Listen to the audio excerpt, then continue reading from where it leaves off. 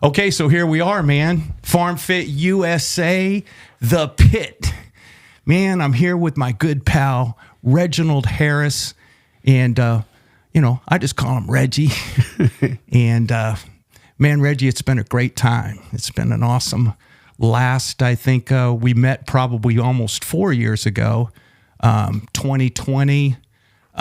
We were getting ready to do a Redemption Bowl documentary movie at the pit and bring Mansfield and Burleson alumni together and put them in some gear and let them knock heads and train on the pit course. And I was in the gym and in Mansfield, Texas, and I think I was probably wearing that Marine Corps. The Marine Corps sweater. Yep. Yeah, with the Punisher on it, and Reggie and I had already seen Reggie.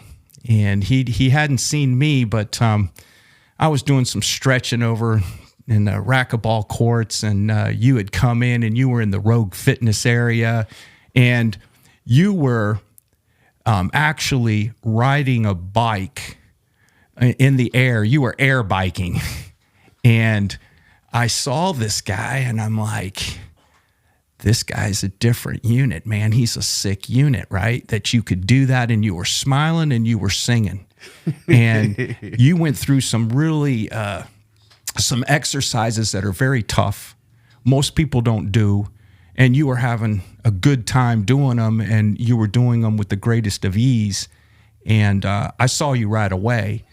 Didn't meet you until that day when we bumped up against each other. And, man, we've been kind of hanging out ever since. Do you remember meeting me in there? Oh, I remember all of that, Coach. Yeah.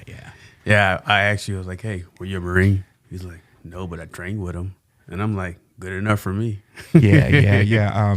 My background with military, I'm a military brat per se. My mom married a military man, her second husband, my stepdad.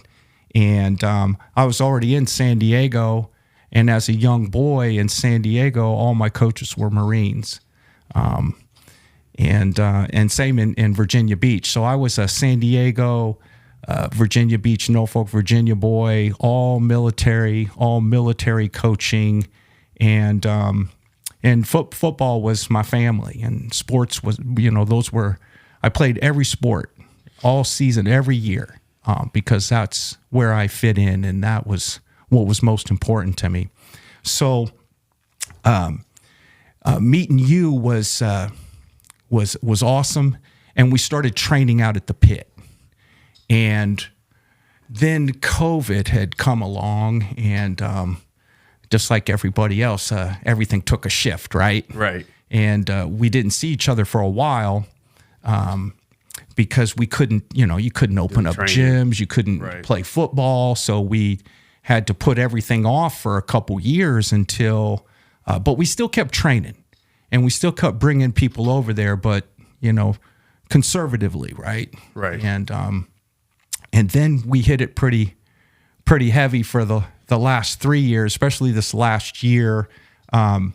So Reggie, why don't you tell us a little bit about yourself, and where were you born and raised, and how did you become a Marine, and just give us a little bit of your background of childhood coming up and becoming a Marine. Okay. Well, you already know the story, but nobody else does. Yeah, man, it's a wonderful story. They'd be privileged to hear your story. So most people don't know, I have 13 brothers and sisters. I was born and raised in Washington, D.C., Brandywine Street in Southeast Washington, D.C. Anyone from Washington, D.C. know that's not a really nice area to be in. Right. I come from humble beginnings, to say the least. I wouldn't say they were hard times or trying times or bad times. I would say it's what I needed to become the person that I am today. Going through some of the stuff that you go through growing up, and I would say the projects, the typical American story that you hear about, black, white, or indifferent, who's going through like poverty, food stamps, lack of sleep, lack of education, lack of resources. I kind of went through all of that. Gotcha. Came out of that for the most part, and joined the Marine Corps. coming out of Southwest Washington, D.C. And from there, it's pretty much history. Rose to the ranks, going from bare naked private all the way up to full-fledged Sergeant Major, to leading hundreds and thousands of Marines at a time. Awesome. So that's a snapshot of it, but I can go into more detail on the upbringing part of it, and I can go into more detail on the Marine Corps part of it also. But more importantly, today I'm here because the PIT, the Physical Intensive Training course, has helped and saved me in so many different ways with the family, obviously the commitment with me and my son, and also my own physical fitness because of all the injuries and all of the psychological stuff and all that kind of stuff that happens after you leave the Marine Corps. So you lead the way on the question, and I'll answer them to the best of my ability. Got you, Reggie. So one of the best experiences I've had at the PIT, and I've been involved with the PIT and the patch since I met Coach Harlan Suavari back from San Diego. He was a San Diego Charger head coach and LA Ram head coach, and I was a San Diego boy, so I knew who he was in the early 70s, right? And he was a New York Giant. He was a linebacker. I'm a linebacker, so we hit it off pretty good. He called it, LB, lots of brains, right?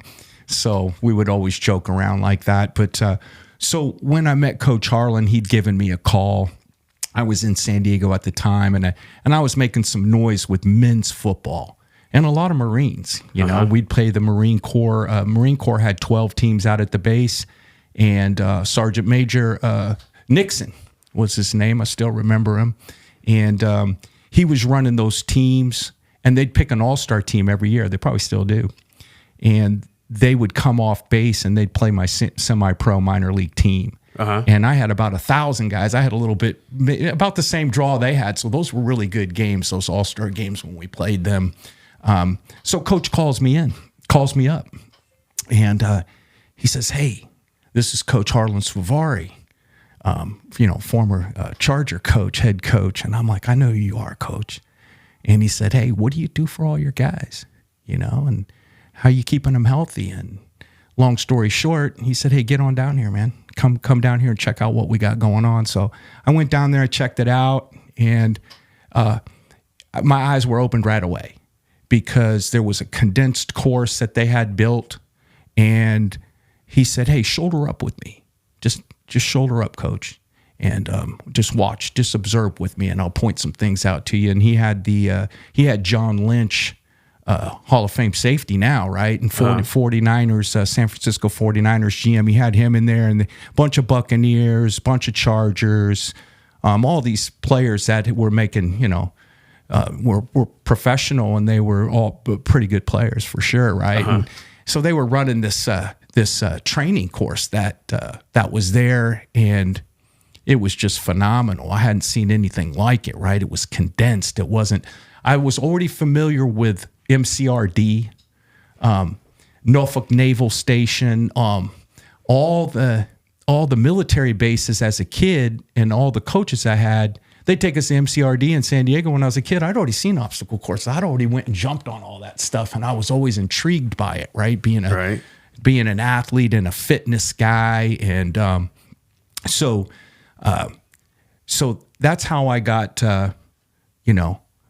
going. So when I met you and you came out at first, you didn't bring your son, right? And you worked with some of the players that we had brought out to do the Redemption Bowl and train to get ready to play football.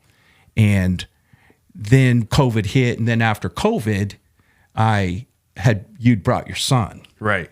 And so what I was going back to the history of it was all these years with my sons, and my boys, and all the kids and the dads and sons I'd met.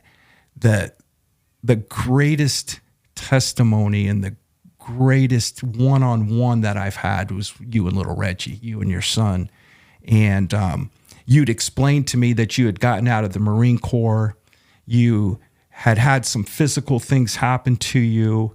You didn't need to really tell me much more than what you told me. I knew you were working through recovery in your own self and which direction to head in your life as a father, and you hadn't been able to be a full-time father with your son, and then it started. And I remember when you guys came, and little Reggie was kind of he wasn't real open to I don't know the right word, but he was kind of inside himself, right? Yeah, he was an introvert. He hadn't been around a lot of people and had social skills per se, right? Or confidence. Right. There's a whole lot he didn't have any of so that. when he came out and you guys started doing the father-son workouts, what they became. And I remember you being almost afraid for him to get up on the logs because you of course you didn't want him to get hurt or fall or anything. You're like almost like a new dad. You guys were both like new to each other in a certain sense, right? Because of your military and you being on always, like you said, I saw one story about you, you've been around the world lots of times, right? So you were always gone as a military man. I remember how that is with my stepfather being gone. So that's one of the greatest times I've had. And maybe you could elaborate a little bit upon you and Reggie and what it's meant. I know what I've seen, and it's heartwarming, right? To say the least, it's heartwarming. It's heartwarming now. Yeah, right. Well, the initial start of me going out there to pit with my son was he wasn't confident with his body. The relationship between me and him hadn't been developed yet because I've been gone for so many years. So I spent 22 and a half years in the Marine Corps, and I spent 11 of them overseas. My son was born, and by the time I came home, he was already walking. He had never seen me before. I was deployed in Iraq, actually, at that time. Gotcha. He'd been born in diapers, holding on to my wife's leg, going, who's that guy, pretty much, for the most part. So that was my introduction to my son. I hadn't even seen him. He's already, six and a half months old before I even came home. So you go from that. I'm always deployed again. I'm leaving again. I'm in charge of embassies in Western Europe, so I'm always on the road. I'm going to different countries, London, Luxembourg. I'm going to Oslo, Norway. I'm going all over the world for the most part, but I'm not spending any time with my son or my 3 daughters. So fast forward to me retiring in 2018, I come home and I'm pretty much a space alien in my own house because my kids really don't have a relationship with me. They have a relationship with everybody else except for me. So, retire in 2018, move out here from North Carolina to Texas. And that's what kind of why I run into you. I moved in 2019 and then I ran into you in 2020. Man, I'm so thankful. Thank you. I'm a believer in the Lord, as you know, and so is Reggie. Yeah. And so that was great, right? It was like, okay, this is fabulous. Right. So then my son never played any sports, never did anything physical, video kid, typical American story about, hey, stayed in the house, that type of thing. Obviously, me being as energetic and, outgoing as I am, I'm like, oh no, this is what you're going to be doing here. You're going to be doing what your dad does. But my son's impression of me was the same impression as some Marines and some people had of me. Like, I was Darth Vader on 2 feet. Like this guy who could do no wrong. Right. Like, stalwart, no leeway on anything, rigid, straightforward to the point. But that was his impression of me, which clearly is not who I was. And then he saw me as not infallible. Like I didn't make any mistakes, that, I was just robot.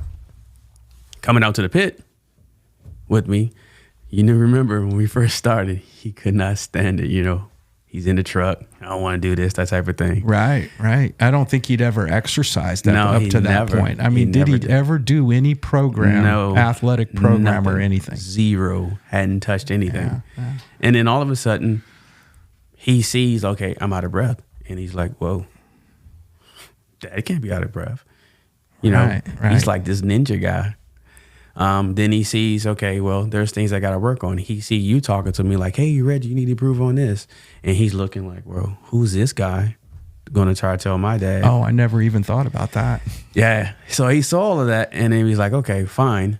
So obviously you saw the growth from that to what he is today.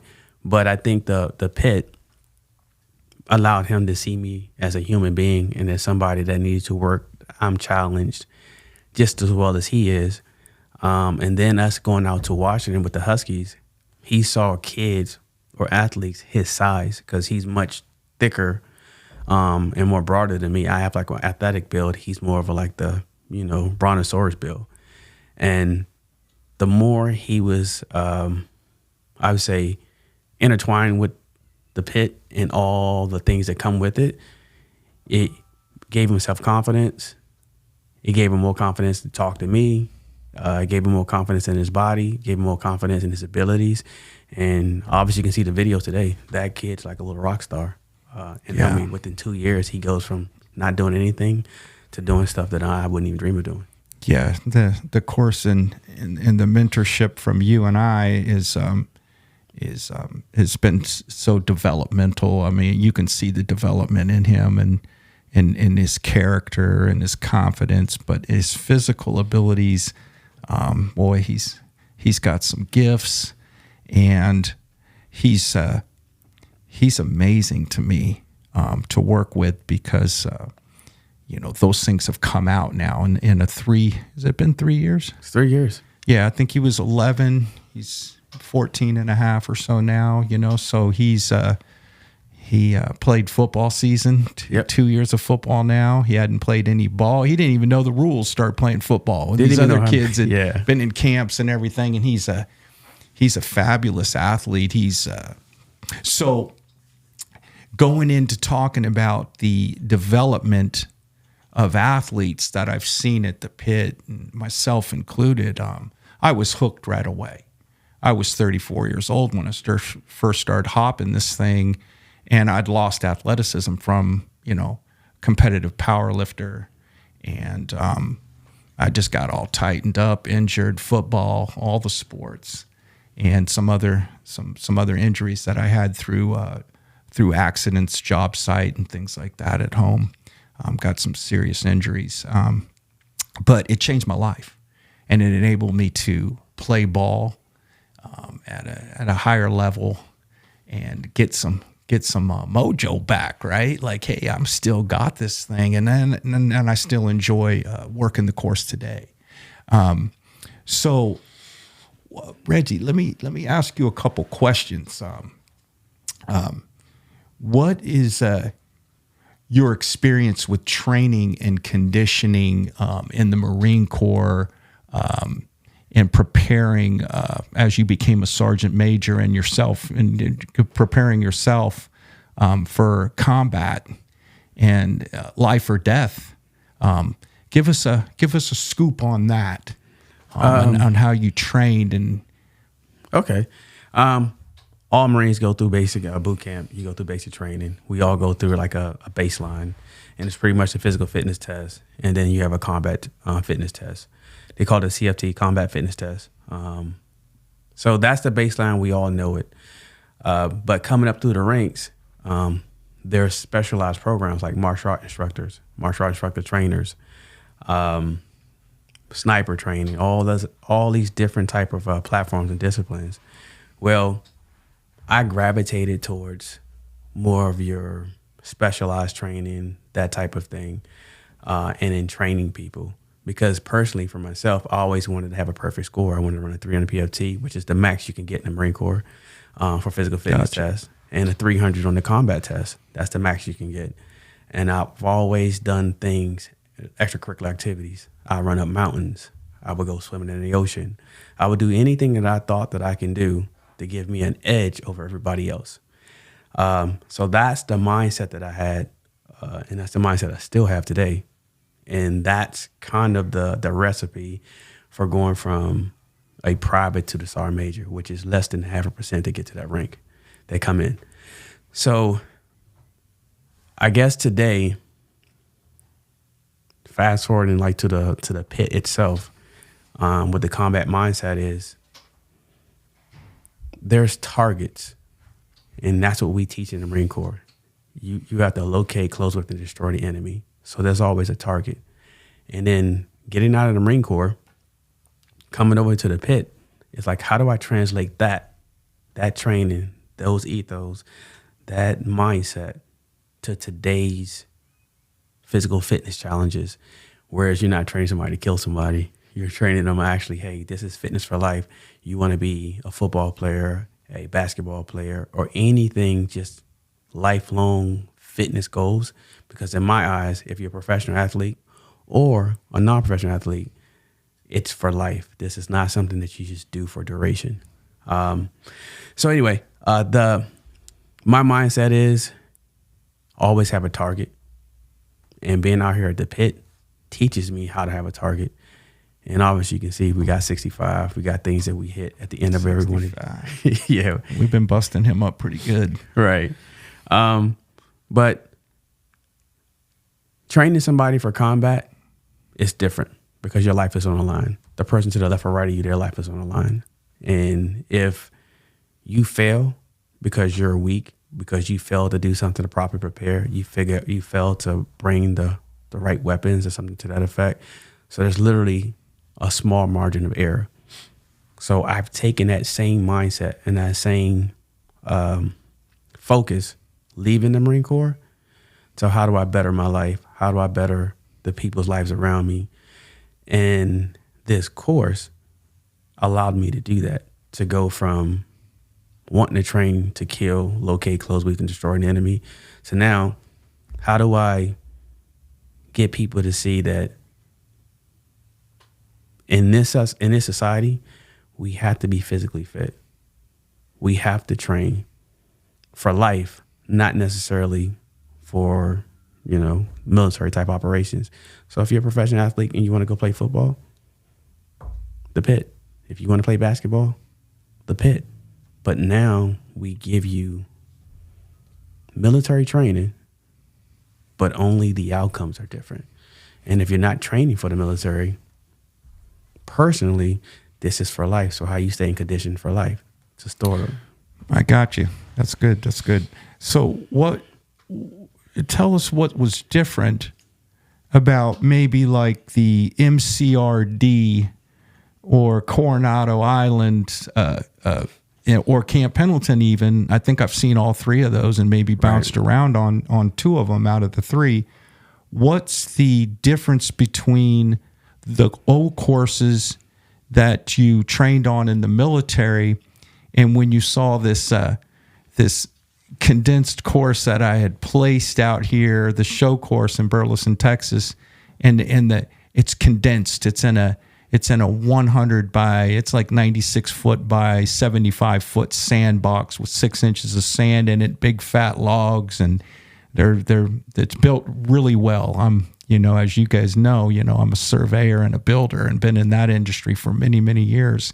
And so I made sure we built this thing to last, right, and safe, to keep people safe. And you really stressed that about the Marine Corps, about safety. I learned a lot about the Marine Corps and how they stress, keeping everybody safe. So what did you see as you started popping the logs and working through? And as I was at that time, I was teaching what I call the basic training from Harlan and Pete Egoscue. There was a basic training at Torrey Pines High School that we took all the athletes through, and we didn't really, we pretty much stayed with that because it worked people to like crazy, right? All the athletes, and like you said, there was athletes, not just the football. Football led the way, but there was professional surfers, golfers, soccer, volleyball. There was basketball players. So it was a universal basic training of going through this course. So what did you experience right away, and then what did you see, because you had already been going over walls and up ropes and all kinds of challenges? Right, and swimming through, like I said, oceans, rivers, been in Africa's in the jungle, like all the heat and all of the like the ticks and mosquitoes and all that kind of crazy stuff. Yes. Initially, when I first saw it, I literally thought this is just a small old course. This is not really that big of a deal. I've done this 1,000 times in the Marine Corps. It's not, I can this is nothing. Right. You knew you were going to get a workout, but Right. you didn't know really what was Right. going to, what was going to unfold as I was going to push you through it. Right. And then, so you go through the warm-ups, obviously. And I'm like, okay, these are warm-ups, but literally the warm-ups are actually challenge you too, because you're stretching, but you're moving at the same time. Usually in the Marine Corps, it's static stretching or static exercises. Then they move into dynamic, but you were actually doing the stretches. I'm like, okay, that wore you out, period. So by the time you got ready to do exercises, it's like, whoa. And then you would go, oh, that was first quarter. Here's second quarter. I'm like, okay, Yep. this is going to be different. And then by the fourth quarter, you're actually pushing the pace. So the best way I can put it, if you're not well balanced, if you're not balanced, this course is going to be extremely difficult for you. So you can run the old course, any one of them, and not be balanced because it's more of a confidence builder. And everything is regimented. It has a certain height, certain everything to where you can kind of just breeze through it. Whereas this, the way that the course is built, the distances, and then there's a time mechanism on it. It's like pushing you past your limits. So it's like, as you run through the first speed run, you're like, whoa, I'm tired. And then you're like, hey, let's do another one. I'm like, well, I'm not doing another one because I know if I try to go through it, my upper body's not weak enough. I don't have enough cardio or my legs are gone. So I literally have to work at trying to do this. And then on top of that, the logs have their own contours, their own way of, they're different directions. So you're like, wow, I got to think about going through this. And then when I say we put the time dynamic on it, it's nothing like an old course. It literally, it's not even close to it. Yeah. I think you're leading into, it's not the same as going, like you said, you're trying to get through these long obstacle courses and any way you can get through them. This isn't a course that you're trying to necessarily get through. No, it's a course that it's an exercise protocol. It's going to find you out. Right. Like I saw right away things with you, right? And that's what you were talking about. Hey, you need to work on this or that. Right. What I was really seeing is, and with all athletes, as you know now, when you go through the basic training that we have at the course and the basic exercises, you're going to find the athlete out. You're going to find the warrior out. You're going to see where he can't go. Me right now, where I can't go to the right, real well because of injury, and it shows when you can't go under things how tight your hips are. So I always say it's a stopwatch for the coach's eye. As soon as we run your athletes through, a coach is going to know. Yep. Oh, wait a minute. I didn't know. If you're not doing the course, so we can go into the gym and we can go places and we don't get found out. No. You get found out at the pit. Really quick. As soon as you're going, because you're going to have to cut right, cut left, up, over, crawl on logs, crawl backwards on logs, and go over and under things, and it's going to find you, and it's going to find your deficiencies in your function. You cannot hide them. Right. You can't. You can try, but and then once I learned that, I was like, ooh. So now, when I go out and I do my exercises in the gym or in the park, when I was during COVID, so I was doing a lot of exercises in the park. Now I had a different target I had to work on, because now I realized if my cardio wasn't good, then I realized my upper body wasn't good. And then I realized if I'm more stronger in my legs than in my upper body, then I need to actually balance that out. And so the course itself, it forced that. So on a weekly basis, I had to nip tuck on certain things. And then all of a sudden, I started doing things that I couldn't do before. And now I'm like in an exploratory phase where I'm just trying to figure out what I can do. Yeah, and you were working through some pretty serious injuries and things that you had happened to you. And so I've watched you develop. And those first couple years, there was some rough times in there for you, where you were dealing with stuff, right? Right. And I think coming up to the third year, you were healing up nicely, and really good things were happening for your body, and you and little Reggie were just coming along. And then I realized that, hey, it was time for me to let you lead, and I'd gotten to know you better, and I saw that's what you were anyway. That's what you did, and that was your hungers to lead men and lead them through combat training, preparedness, right? And so once this last year, you took the lead, I said, hey, we called him the pit boss.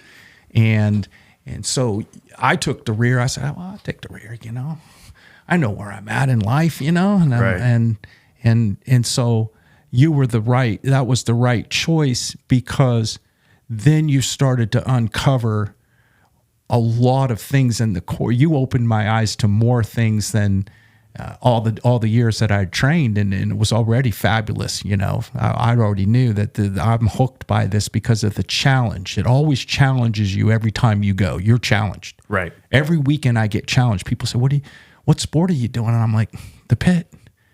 And I said, it gets the competitive edge, and it keeps me competitive and challenged. And most athletes and most combat men and military people, a lot of industry, firefighters, law enforcement, right? You need that kind of challenge to make it in your discipline and stay healthy and protect yourself. So once you took the lead, what was that like? As I let you, and you're very creative, and you have so much that it just keeps getting uncovered. So it's let's just ask a couple questions here that we thought about. How do you handle the pressure of competing at a high level?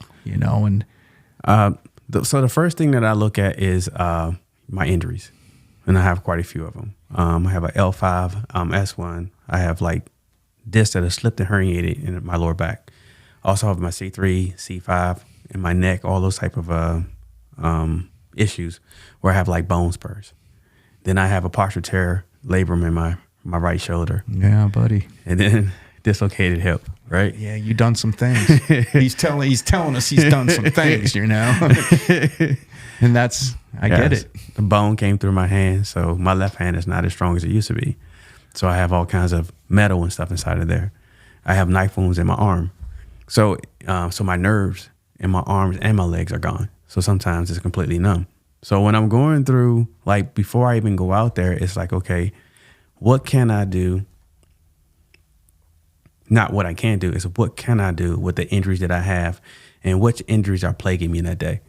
So if it's my shoulder, it's going to be lower legs. If it's my lower legs, then it's going to be upper body. And if it's my core, then it's okay. I'm going to do all cardio, something to offset it. So that's literally what I look at first before I go out there, because I don't want to aggravate them more. So that's what I go through. Right. But then it's like, what can I do? Being out there, having so much training, like training martial arts in the Marine Corps for 20 years. There are so many routines that you have that you go through. And in this course, it's like the mecca of all of this, where you can do all kinds of routines, from like football training to martial art training to just regular special forces type training, because it literally mimics a whole lot of different things. So what I go through is I literally dream stuff up in my head and just wonder if I can do it. And then I go out there and I actually try it and I apply it. 90% of the times I can do almost everything that I think of. So yeah, that's an amazing it's an amazing mindset and an amazing gift. With all the coaches that I've had, I always put myself, I learned at a young age, if I played with all the best guys, and I played with some, I've shared with you, who I grew up with, Alan Trammell in my cul-de-sac, Hall of Famer. I was just fortunate to be around great athletes and be a really good athlete, but not the great one, but always a player on good championship teams and a leader. So I wanted that. If I was going to swim, I was going to get the best swim coach with a reputation.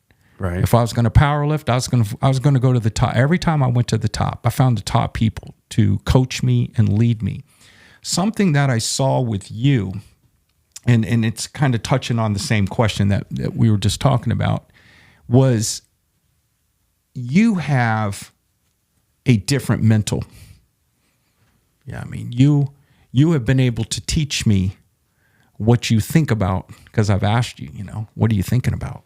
What's your mental? How do you man wreck it up like that, right? How do you get to the next level?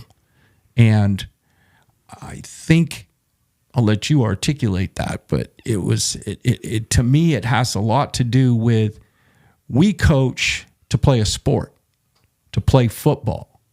And you hear guys all the time. Yeah, it's not when you meet football players, like when you met the Lynn and the guys at the Washington Huskies, and you were like, they were like, we didn't do what you did. Right. Okay, so they know there's a difference between playing football and being a Marine that's going to go in and get dropped off in Iraq and have to fend for his life, right? Right. And others, and protect others. So when you train, what mentally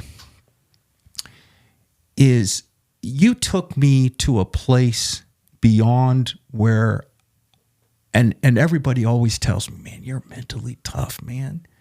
For all the years that I still do this type of training, and they're like, man, you're like locked in. But you took me to another place, and I've enjoyed that so much, because I want to grow. I still want to grow as an athlete, as a man, right? Mentally, right? And what is that? I kind of know what I would say, that you've taught me. So what is that mental approach when you're preparing for combat, or preparing men to live or die, and women? Well, not piggybacking off of Mr. Deion Sanders, but my whole thing was beast mode and dominate. Whenever I go into any scenario, I want to be number one. And anybody who's to the left or right of me, that's the whole mindset I want you to have. And if you don't, we have problems. So whatever we're doing, I don't care if we're cutting grass. I don't care if we're running. I don't care if we're hopping over something. I don't care if we're climbing a rope. My thing is, we're going to do it efficiently. We're going to do it fast. And we're going to have some lethality with it. I'm going to be lethal with whatever it is that I'm doing. So when I'm out here in the pit, obviously my mindset is, if I had to go through a jungle, if I had to crawl through something, if I'm stuck in an elevator, if a building collapsed or something to that effect, could I get out of it? If I couldn't breathe, if the worst conditions possible, all of those things are running through my head as I'm going out here through the pit. So I have scenarios that are running through my head, not just hopping over the logs or doing something to that effect. But I can't instill that into somebody who's never had to prepare for life or death, or prepare to protect somebody to the left or right of you. So I translate that into, I always ask people, why are you here? What are you here for? And if you're here for football, then you're going to be the best at football. And here's how I'm going to prepare you for it. So I take whatever energy, whatever lethology, whatever it is that I have inside of my head, and I translate that to the athletes that are coming out there. But the way that I do it is constantly putting that carrot in front of them, but it's solidified through pain, sweat, and all that other kind of stuff. But you're willing to go through all the pain just to get to your target. You're willing to suffer through everything just to win. And pretty soon, you don't see the pain anymore. You see what you're trying to achieve. And that's the mindset that I have. And that's what I instill in the athletes and in myself while we're out there. Yeah, that's such good stuff right there. That's awesome, Reggie. What techniques do you use to improve your performance on the field and court? That's the gym. And I used to be against the gym when I was in the Marine Corps, because I had outperformed almost all the Marines that went into the gym. I used to call them China Closet Marines. Better be looked at than used. Because I would beat them in fighting. I would beat them in running. I would beat them at boating. I would beat them at everything. shooting. But we have executive Tony now, where you get older and you kind of need to build up strength to hang out with the younger guys in the Marine Corps, because it's a young person's game. So what I've done throughout the years was I've adapted training in the gym, and I started with the 5x5 plan. Love it. That powerlifting, getting strong. So I bulked up, got pretty big, but I was still flexible and able to do Marine Corps activities. So what I did was I started tapering off the 5x5, but then did 5x5 in HIIT training, high intensity training. Also sort of mixed in with like the P90X type stuff, also mixed in with the CrossFit type stuff. So I came up with my own thing was, for a half hour, do the most that I can do and then stop. And if I feel myself straining or exerting myself, stop, because I got to be able to do this the next day. So I slowly but surely increased my stamina, my strength, and my speed over time. So I could literally go in the gym and do burpees with 400 pounds, like literally burpees, hop over stuff. I could do muscle ups. Seen it. Chin Believe ups. it. Right. Yep. And then literally the next day, go run a pit course. And after running the pit course, go right back in the gym. No soreness, no nothing. So that was my formula was do a little bit, light weights, and build up over time. Do a little bit of cardio, build up over time. Lightweight, baby. Yeah, lightweight. To the point now where I can deadlift 500 pounds, just like anybody else can. But I'm not going for powerlifting. I'm actually going for being athletic, being able to hop, jump, skip, whatever you want to call it, and also have the power that a powerlifter would have, or the strength that a weightlifter would have. So that was my way of performing, like in the gym or getting prepared for do stuff out here at the pit, and it's worked out pretty well. Yeah, it's fabulous what you do. I've been on Reggie's protocol. I call it the Reggie workouts. I said, man, we got to play. You got your own playbook, Right. So you've opened my eyes to. I mean, I've been weight training since I was probably got my first weight set when I was 11, right? Right. George Atlas, man, and I've been through the Nautilus, been through all the different powerlifting protocols. I was always sore and intense lifting and heavy lifting, but weights I could move. I learned a lot of Westside Barbell Club, Louis Simmons stuff. But I was always remained too sore until I met Pete and Harlan. And when I met Pete and Harlan, they were edging close to what you're talking about, or they were there a little bit different in that they dealt with a postural alignment and functional strength. And that's what they loved about the course, is it put you through all kinds of functional exercise. And we talked about that with you can see where the athlete's at. It tells on you, right? And you know where you need work.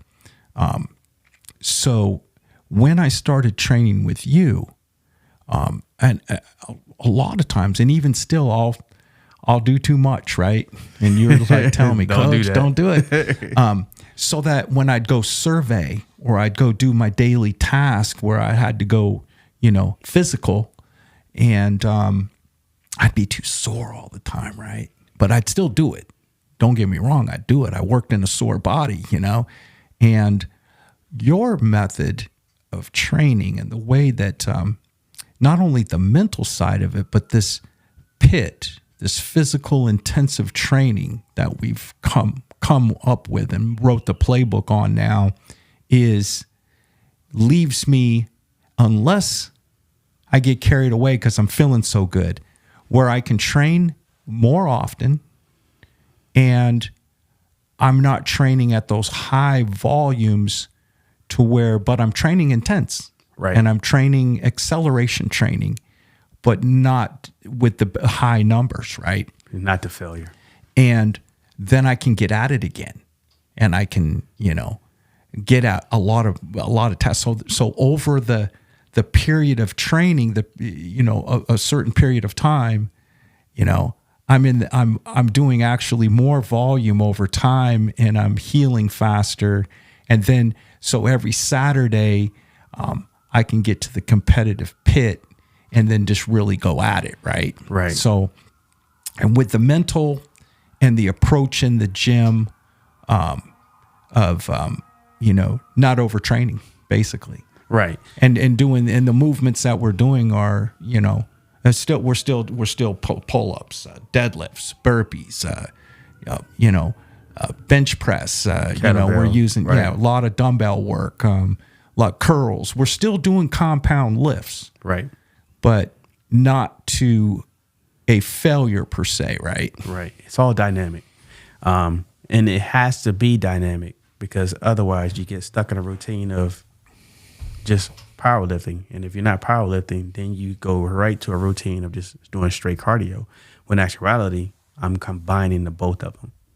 So if you combine the both of them, but you do it to a point where you test yourself, where you can live the fight another day. So if I'm in a combat zone, the worst thing the enemy can face is that I wake up the next day and I'm ready to fight again. Yeah. No. If I was powerlifting, like when I was competitively powerlifting, I'd be too sore. Right. To be able to, and that's what took away from my athleticism is I'm not against heavy lifting, but I'm against being tightened up and being in a box. Right. So it's fabulous. How do you ensure, Reggie, that you remain physically fit and healthy throughout life? It's pretty much what we're talking about. Yeah, right? It is. All right.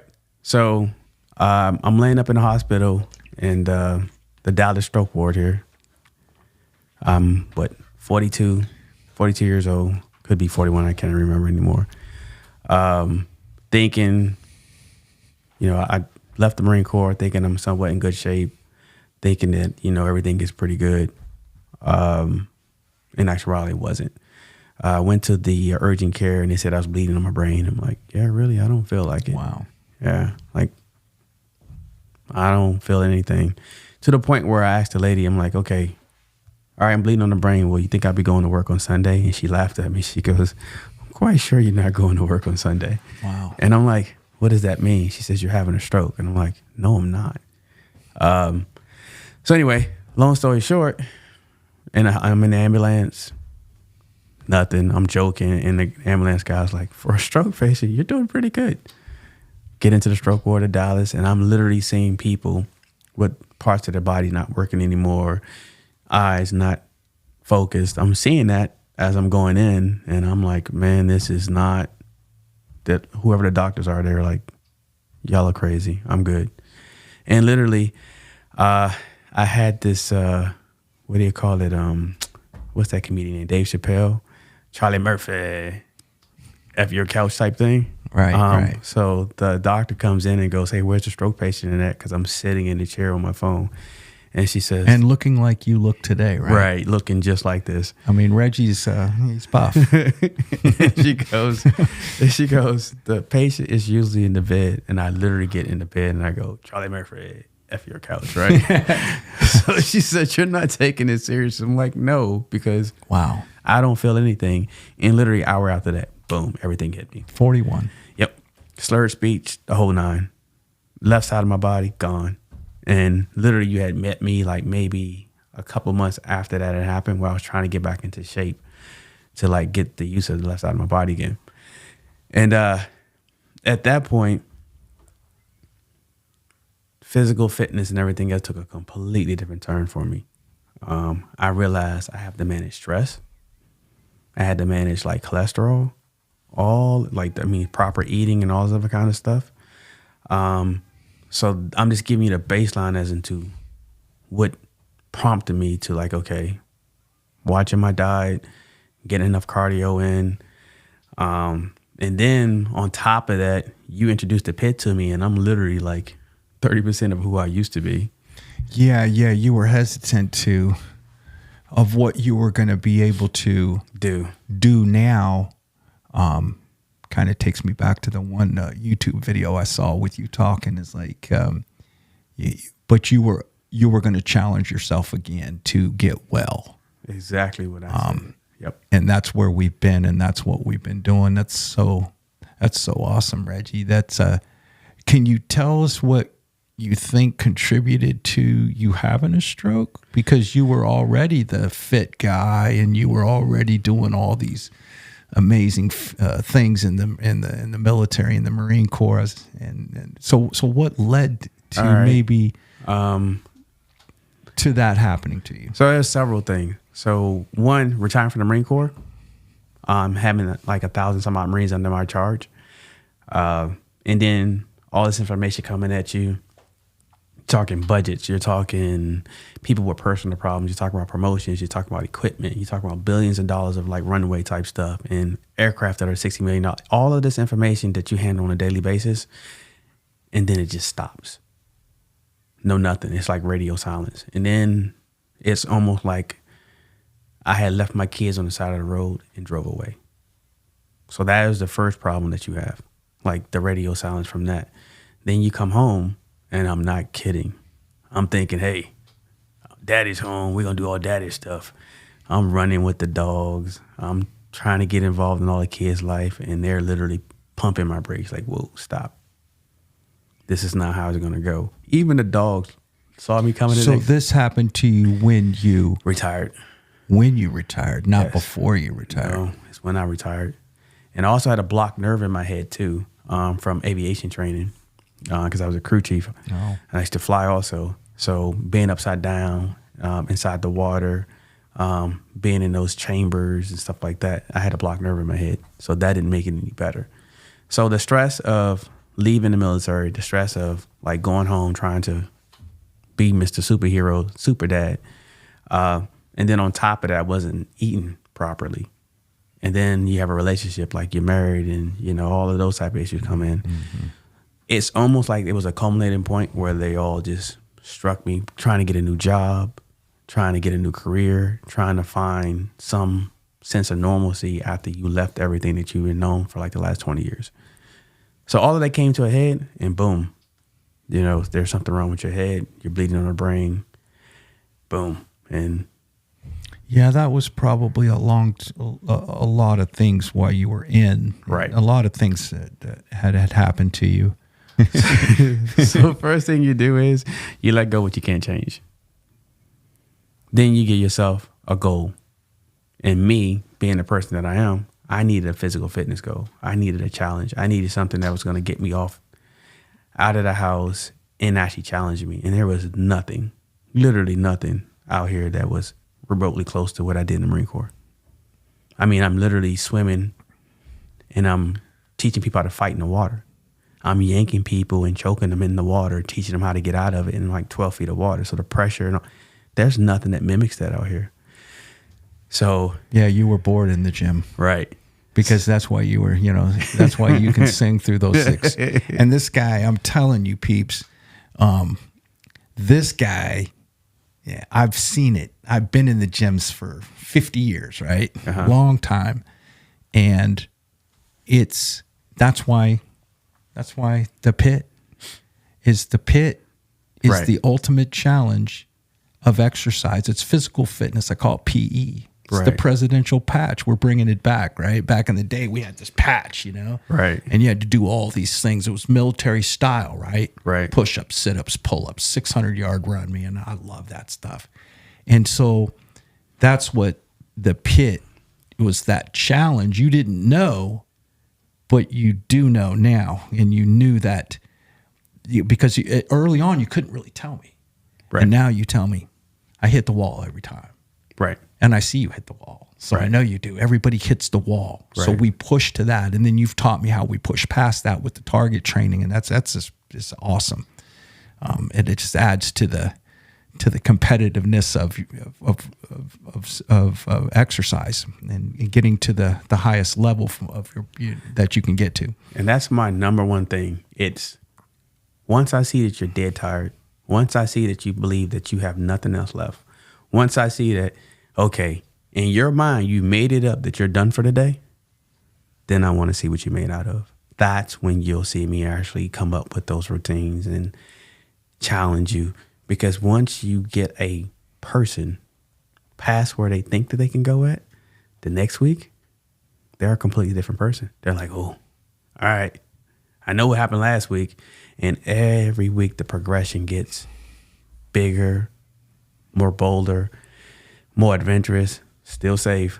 But now you're almost unleashing the capability that you dream of, not what you think of. You can think of anything, but it's what you dream of. And now you see, obviously, my son is bear crawling backwards, hopping up on one arm. That's insane. What's happened with little Reggie is just, he blew my mind last week seeing him do that, right? Right. And but that's the whole point of it, is once you get to a point, that's my way of thinking. Once I see it, and once I can see when you've reached your limit, that's where I begin at. Yeah. No, that's, I think about the 8th month of this training this year, we ran some speed runs, all of us. And it used to be, I mean, I couldn't even get through the speed run anymore. I was like, what's wrong with me, man? Right. You know? And I think that day when we really did that, after we had been doing the Reggie method, and then you leading the pit, you being the pit boss, I think I ran 4 speed runs. Ran 4 of them. And didn't even think about it. No, it was, I wanted to do another one, right. And another one, and another one. And so now this endurance and this, the ability, hitting targets, man, I want to hit the target now. So you brought target training in to our basic training and our training on the logs and in the SAM, and it was already extensive. But when you brought the target training in, you fired me up. Right. Then I really knew I was playing again. So when guys talk about, leaving combat, this PTSD, these things that you went through because you were leaving who you were.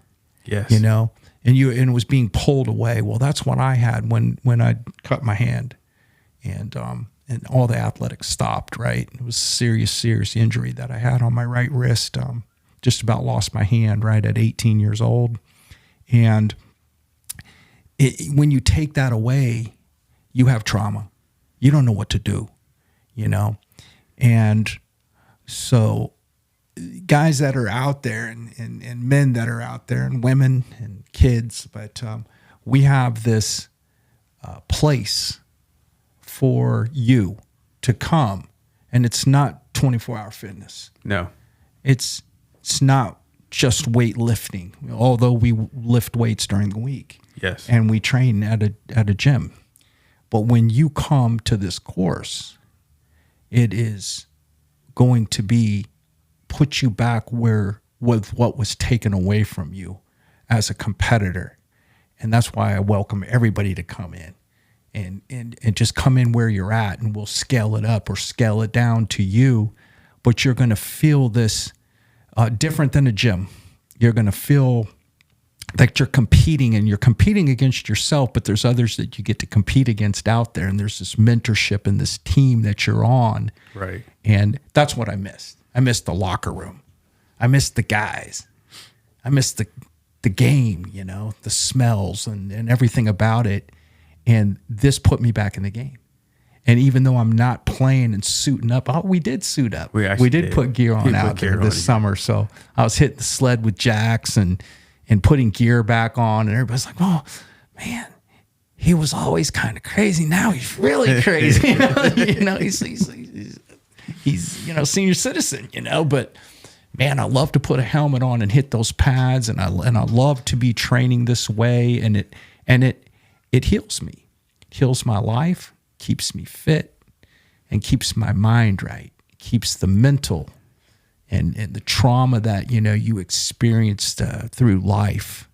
And I shared some of my trauma, and it was real, and then when it has so many facets to it, this type of exercise, right? I think that's why physical education and physical fitness has to be a part of your life. Have people say, well, I'm still feeling pretty good and all that, but it's something that everybody needs. And I guess to piggyback off of that, the other thing is, it's a stage that we're in now, and it's called controlled aggression. A lot of times people don't realize, like, the human experience is literally an experience of aggression. And we've done so much to taper that and push it down to the wayside and to kind of bottle it up and say, let's be a kinder, gentler society. Whereas the pit is like, no, I want to see that aggression. Because when you're tired, it's controlled. So now I can throw gloves. I can throw a kick, but it's all controlled. And that superstar you got inside of your head that you think you are, if you get cornered in an elevator, you're going to whoop the guy's butt. Or the woman says something to you and you're a woman and you're going to go at her. Now you know what you can and cannot do, because we're going to find that out here. You're going to throw some gloves. You're going to hit some pads. You're going to hit people. You're going to be tired when you do it. But now you understand your limitations. Now you understand what you need to improve at just in being a normal human being walking this planet. And it solves a lot of the balling it up. It's now, let's get it out in the open, and now let's educate you as into how you're supposed to control yourself, control the aggression, and get all of those things inside of your head that you thought that you were. And who knows, maybe you are what you think that you are. But either way, it comes out in a way where now society benefits from a person who understands themselves more so than anything. Because I can tell you right now, I'm not getting in the ring with no 20-year-old. Can I take one of them? Probably. But I don't have those dreams. You go out to the fit. Right. You leave it right there. It doesn't go anywhere from there. That's right. So, no, that's good stuff.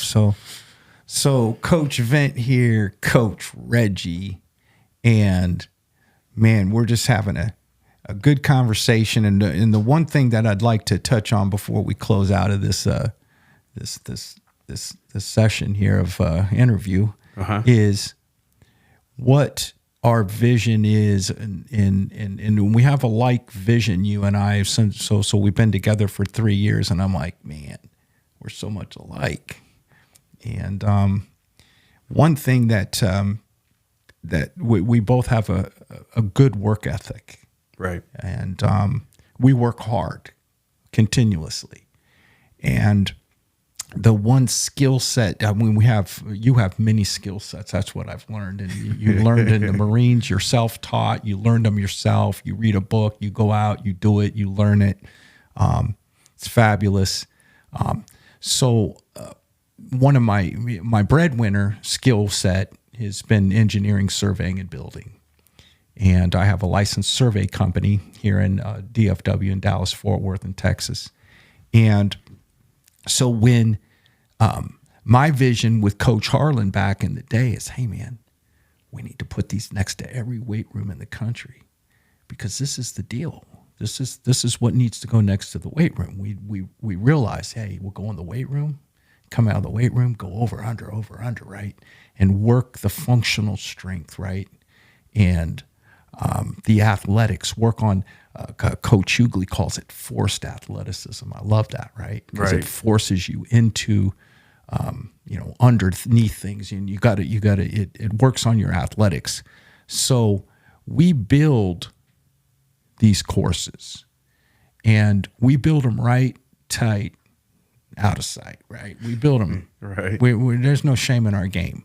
So we want folks to know what we're doing is we're builders and trainers of this pit and this method of training, and we'll build it safely and right, and then we'll perpetuate what some of the things we're sharing with you on the event and Reggie PIT, physical intensive training method at the pit, and then ongoing, if a school or a community wants to get a course, we'll hands-on be there for you, and we'll teach you, and then we perpetuate that with video education and all the different things. There's right. I don't know. There's so many hundreds of routines we've come up with, and you can see us on Instagram and look at some of the videos, and you'll see all the creative things that we've done. But you won't get bored with this. It's not boring, no, and it's exciting. And we can put numerous athletes in the pit, and we could probably build, I would say, we're about a 4 to 6 week build out from start to finish weather and all that. But right. so we'll come to you. We build them. You probably need about a 150 by 150 foot area, and we could keep it open, or we could put a top on it. We could put it enclosed in the colder weather, rainy areas. But we're coming, to your community, and you can come see us at the show course in Burleson, Texas. We got some hotel, motel, Holiday Inn down the street. You can come in and get some good foods, good people. It's pretty nice here. It's not too expensive, and so we're inviting coaches. We're inviting anybody that's in fitness, military. You want to come in, you want to hit the course, you want to spend a weekend with us, come on in. We'll show you what we got. Right. And then we'll come build it out for you. And of course, everybody's, well, what's it take to build one of those? How much does that cost? It probably, I've been telling you, Reggie, it costs the price of my new pickup, man. Ford F-250 Lariat or a Denali, right? So it's not as expensive as a weight room, but it's got way more bang for its buck. And it'll be there a long time for you, and we'll be there for you. So that's our goal. That's our vision. That's what we're about. We're coming, and we're coming across the United States, and we'll give us a call, and we'll be there. For me, it's building that warrior class of athletes, warrior class of Americans. It's about perpetuating fitness. Yep.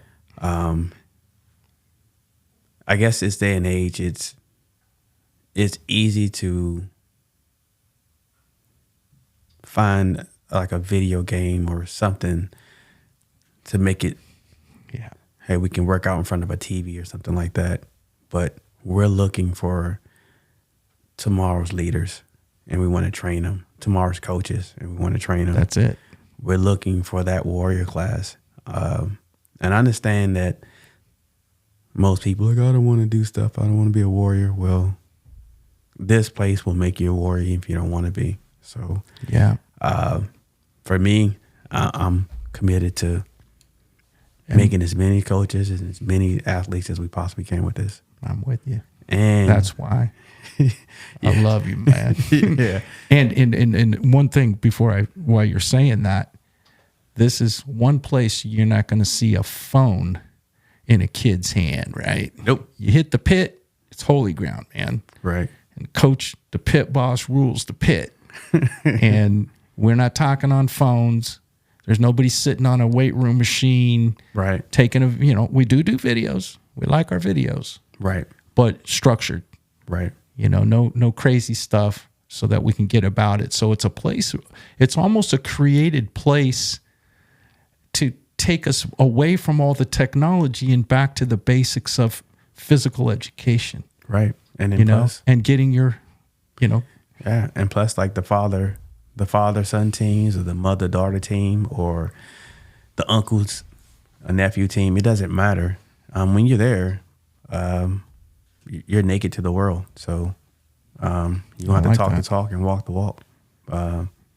And there is where you pass your knowledge of, okay, if you can't do it with your kids or your son, well, then you can see what your son or your daughter is going to become. You can be out there and coaching them still, but that's a place where like family members can go to actually improve themselves also. Absolutely. And athletes and high-level athletes, we got you. Absolutely. You come in, you don't have to think about creating the workout or doing anything. You come to the pit, and you're going to get it on. Right. And you're going to hit the wall. Pretty quick. And you're gonna love us. Right, Reggie? Absolutely.